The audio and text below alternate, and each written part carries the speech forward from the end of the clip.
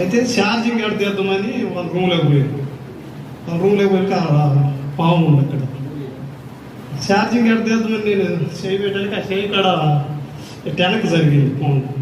వెనక్కి జరిగేలకి నేను ఛార్జింగ్ ఎక్కడ తీసుకొని నిలబడి చూసాను. అంటే దాన్ని గమనించలేదు నేను. నా కళ్ళు చేతులు నియమాలే ఓరకట్ట ఇక్కడ పాము ఎందుకు ఉంటుందిలే, కళ్ళు చేతులు ఉంటాయి నేను చెప్పి కాసేపు నిలబడి మళ్ళీ ఎందుకు ఆలోచించి దుప్పటి తీసాక దుప్పటి కింద ఉంది పాము. అయితే ఈరోజు సజీవ లెక్కలో ఉన్నా అంటే కేవలం ఆయన కృప మాత్రం. లేకపోతే